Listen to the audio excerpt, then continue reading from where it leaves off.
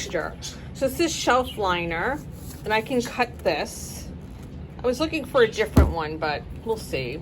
This I can press into wax. So we're gonna test all this out today. This is grippers or silicone, so they can take the heat. So that's good for texture.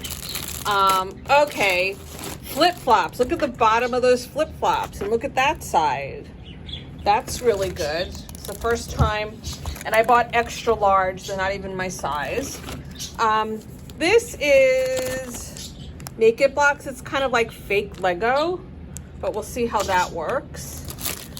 We also got this, so that'll be interesting to press into the wax.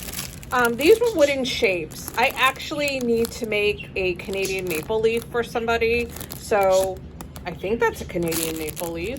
I don't know. We'll check. What else did I get? Just hooks. Got dog food. Here's another one of these blocks.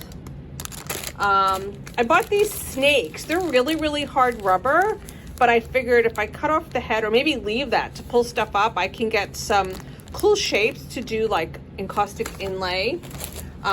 Potato masher. That's always good for stamping.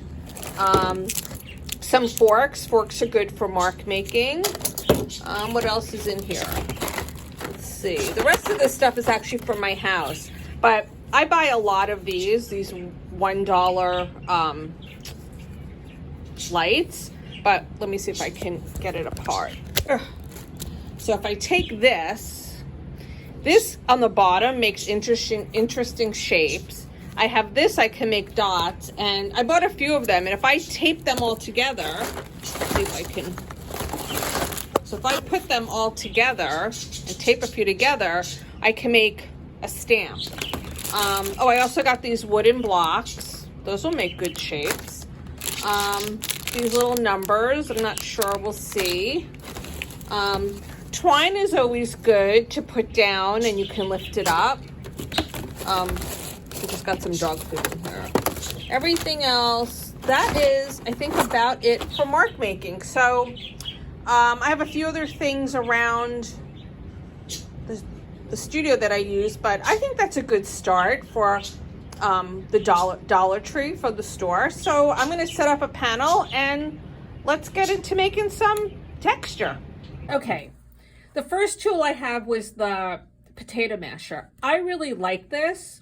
I liked it. I want to see if I can actually remove it off the handles, but I'm going to show you why I liked it. There's two things you can do. You can heat this up and use it like a branding tool. So let me see how that would work. So turn my flame on here. Heating it up. Not too much. I have some residual wax on there.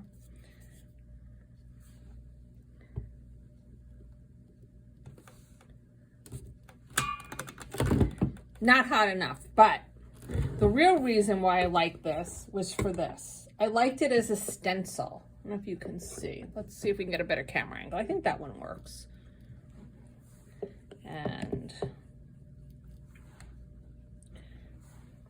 my board is a little bit warm.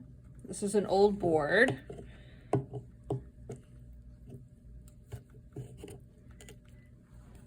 So I got that. I'm gonna let that sit for a minute. Now, of course, I need to fuse it a drop. Just a little bit of heat on there.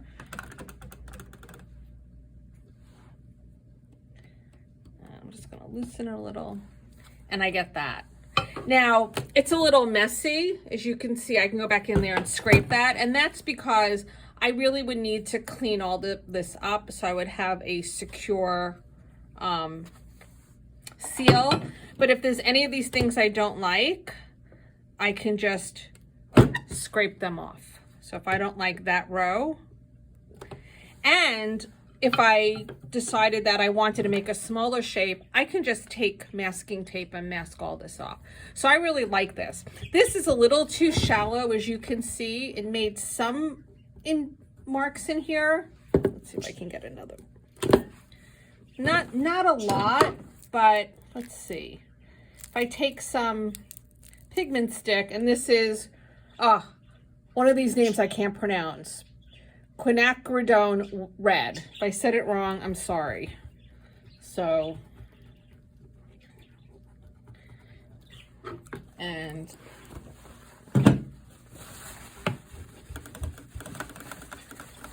this is a strong color. So you can see I got some texture on there. So if you're ever working with your pigment sticks and you get too much color on there, you can use the blender tool that RNF makes, or you could take a little bit of cooking oil as well and get it off. So you can see it made some, but for this here on this side, this is what I like. That's my thing. Okay, so potato masher, very good dollar investment. Okay, the next item we have, okay, the flip-flops.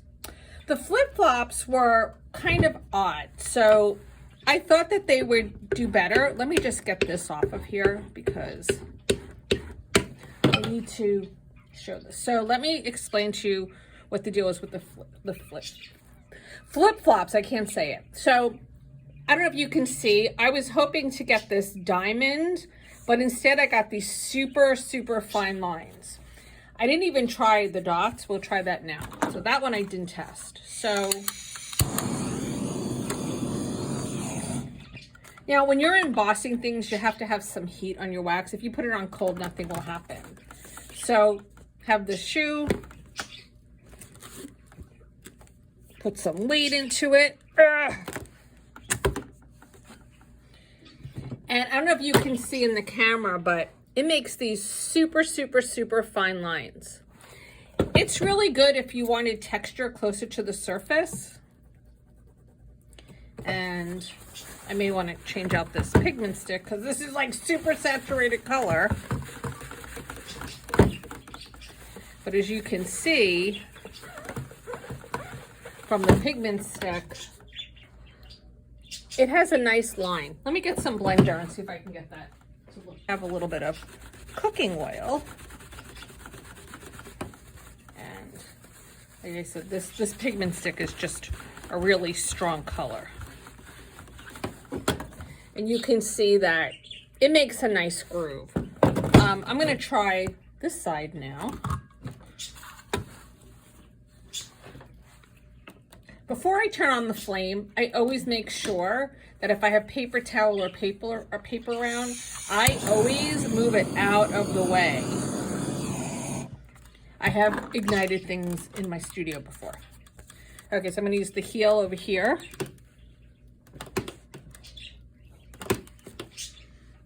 Not that much, almost nothing, very, very little. So, but I do like that fine line. So if you're looking at the footwear section of the dollar store, make sure that it has some interesting pattern on the bottom. Okay. The next item that we have, of course, forks.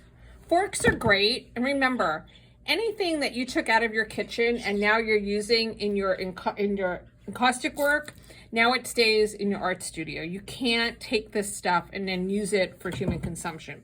So great for mark making, whatever kind of pressure you want to put on it, or, you know, if you want to get really aggressive. So 2 for $1. You can't go wrong with that, right? I can fill that in if I wanted to with color. I could do whatever I want, but forks are great mark making tools. Okay, so that's the fork. Okay, this item here, this was like, it's kind of scooped, so it's sort of like a spoon. Let me clean it off. I was so excited to show everybody everything that I didn't clean off everything. So let me just remember, these things get hot, so be careful. So let me we'll do it right here. So let's see what I got here. What colors do I have here? I thought I had yellow. Oh, I do. Do I? No, we'll use this. We'll go a little bold. Okay. So I'm going to put it down. And I could not emboss with this, so I have to use it like this. And basically, I have to hold it still I have to let it cool. See, my hand shifted because I'm holding with my left hand. And I get these little dots, which I like because I don't like uniformity all the time. So it's quite nice to do that. So that was this tool. It's like a combination slotted spoon, I guess. Okay. So now we have these guys.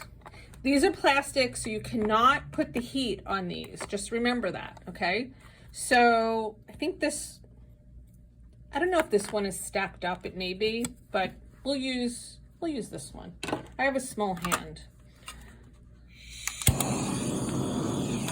Like I said, warm. Press. I'm sitting down. I should stand up. I can put more of my weight in it. Let it cool for a minute. It gets a little sticky, so we're going to leverage it with the fork a bit. Because I'm only pressing on the outside, I was only getting, I don't know if you can see, let's see what the camera is. I was only getting the, whoops, there you go. Oh, there I am. I was only getting some of the holes from where I put the pressure on it. I'm sure if I had more wax on it, you could see where it picks it up. But I like this. Let's see if we can do some more. I think it's just I don't have a lot of wax. When you're doing things that are going into the wax and you're incising or embossing into the wax, you need to have a couple layers of wax. This is still warm. I'm going to stand on this one. The fork also comes in handy for my leverage.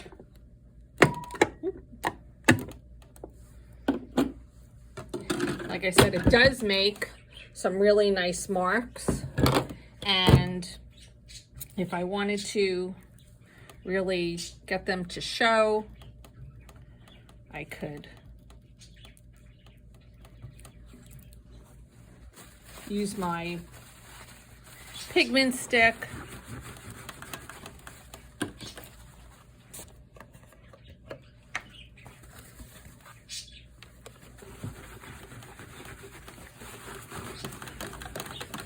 And it's nice. I like the fact that it picked up some of it, but it's a lot of it's just trial and error. I'm just kind of winging it. So, but I know now if I put this on when it's hot, it pulls up a lot of this wax. Now remember, don't put your torch or your heat gun on this. This is plastic, you're gonna melt that. So I would let this harden and I would scrape off all this residual wax. Okay, what else do we have? Oh, the snakes. Okay, I had a lot of fun with the snakes. I didn't realize in the bag there were all different types of snakes. So some had big heads and some had small heads. So I liked the cobra because it fit perfect with my finger. So I'm going to show you what I did. So I'm going to heat this up a little bit. So some people carve into wax and some people don't. I mean, you could, there's, I don't know how to explain it. This is all about more mark making. So I heated up the board a little so the snake will hold its spot. But now I'm going to, this is very rounded and very thick. So what this is going to do is create a much more deeper mark because of the nature of it. Sometimes I've used rope. You'll see I'll use twine in a minute. So I'm getting it all around.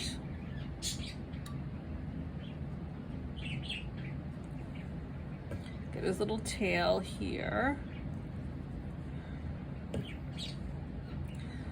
Now, these are not rubber. They're like a hard plastic. So I would still just be careful when you're working on it. We're gonna let that cool for a minute if it would melt. But once I let things harden, I could just pop the wax off of that. So we're gonna let that harden. Well, that's hardening. I'm going to use this twine. So this twine, this is wire wrapped twine. And I like it because I can make different shapes with it. So I'm going to use this one because I cut this before it has wax in it, but that's okay. But I like it because I can make all different shapes. You can use rope, you can use whatever you want, but it's just another way to create a mark on your painting. A lot of times what I do is I'll put on my encaustic medium on a basic board. I'm just using over a painting. I'll put all of this down first. I'll paint down a solid color and I'll get all these marks underneath. So we're just going to, I'll put this over here. So this is my homemade snake. Once again, let me heat this up a little bit. So it has some staying power. Like I said, this board does not have a lot of layers of wax on it. It was just a painting I was experimenting with. I always have what I call a slop board around. And those are things that I'm figuring out colors. I'm, trying to figure out what I'm doing here. So I always keep a slop board around. Or in my case, a slob board, but it's a slop board. And just like I did here, I have to make sure I get all of this. This is not stuck down, so we're gonna hold it a little bit into place.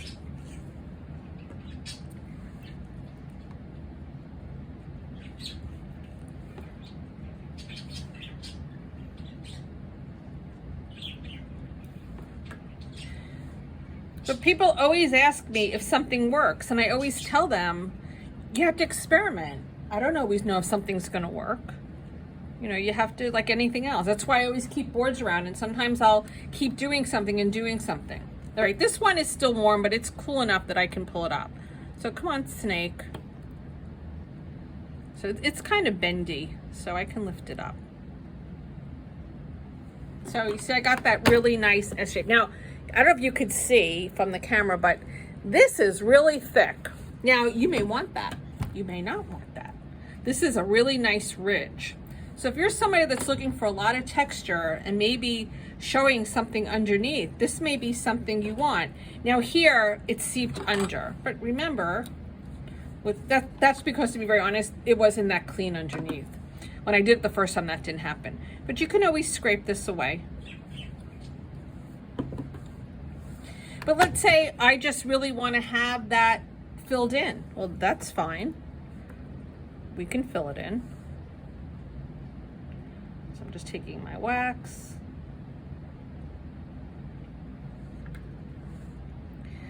So it's kind of like a reverse inlay. Instead of me carving into the wax, I built up the wax. I have to let that cool before I can scrape it back.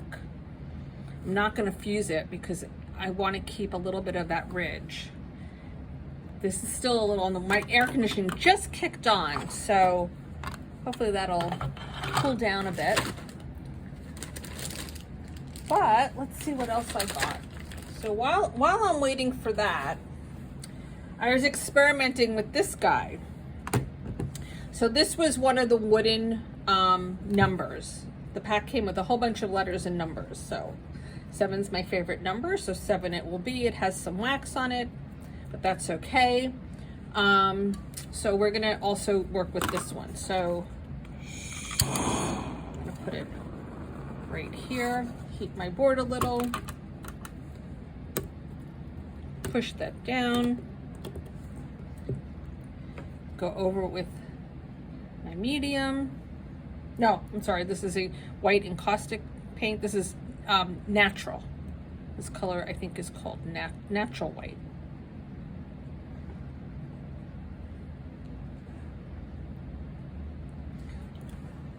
Okay, let that. Okay, this one we can pull up. The nice thing about the wire is that it comes up easy. The only thing is, because this was twine and twine has fiber, it does not give a really clean finish, but that's okay. It may be something that you want, but I have a lot of ridges here. So maybe it's too much texture. Maybe I knock it down a little bit. I can also leave the texture just like that, it's still warm, and I can always put my pigment stick. Remember, it is endless. It is really endless of what you can do. This is still on the warm side, but I'm gonna work with it.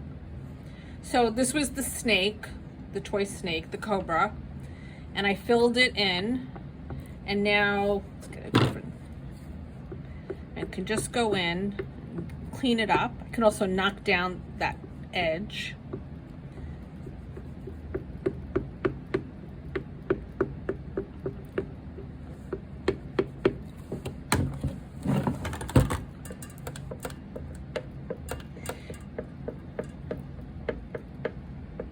I don't always like completely flat paintings.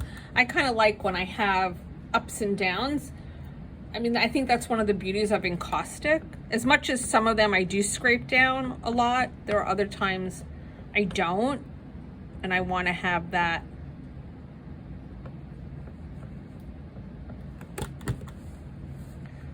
This one here, I don't know if it was me or, oh no, it's okay. I just have to go a little deeper to clean that up.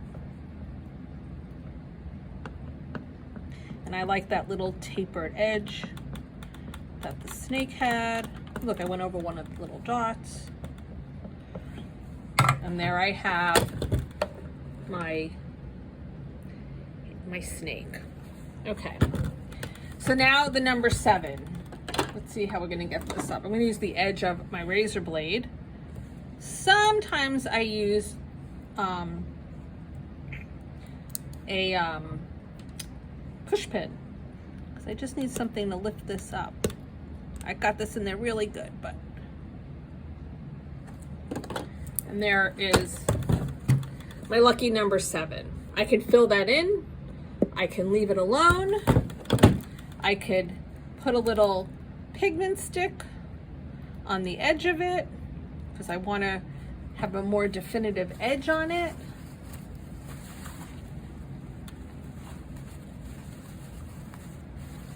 Let's see if I have, this one has a little bit of oil left on it. Whenever I use pigment stick, I tend to take a lot of it off. I fuse it lightly and then I kind of leave it. And I come back to it usually the next day or later, because sometimes that can still migrate through the painting. I have a lot of humidity here in South Florida. Oil paints, if I'm painting in oil paint, I have to sometimes let the painting sit for 2 or 3 weeks, if not longer, to just put the varnish on it. So it's kind of the same with this. But a little pigment stick just helps to define that number. I could fill that in. I could put another texture and I could do a lot of things. What else did we have? Oh, this I did not actually test. The square blocks. So this would be more like stamping. And what I would probably do is I would probably hot glue something here, so I would have like something a little stronger. So once again, we need a little bit of heat in the area. And let's say we want a block there.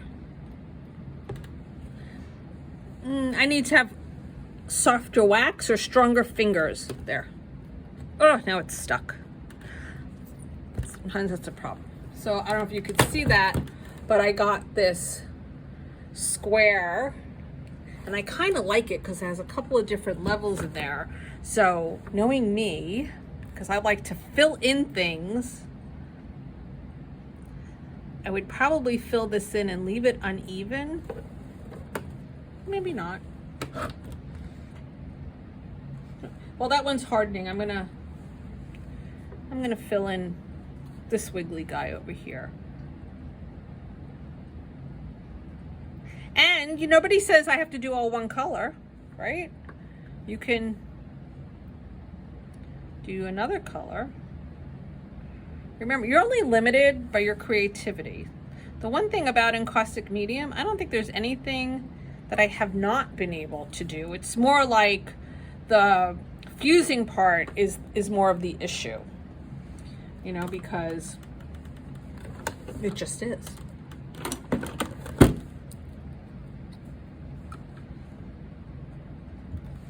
This is still a little warm, so I'm just gonna lightly clean that up. I don't know if you can see that.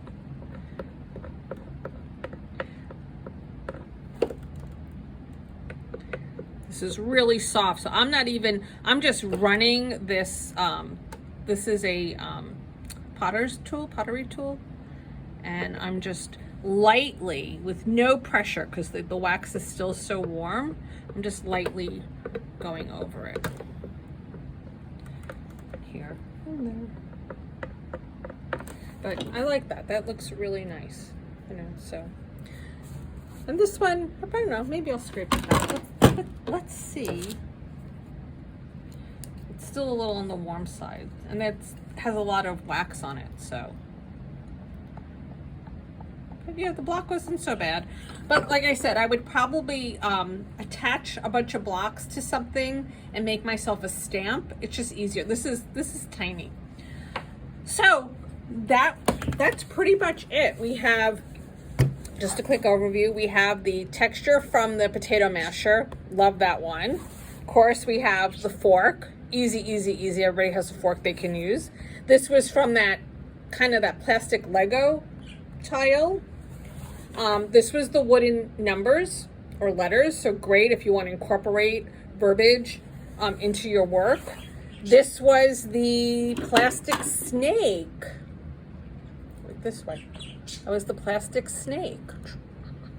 And this was just the wire wrapped twine that I can maneuver. And like I said, I use, I have a lot of ropes and cords around.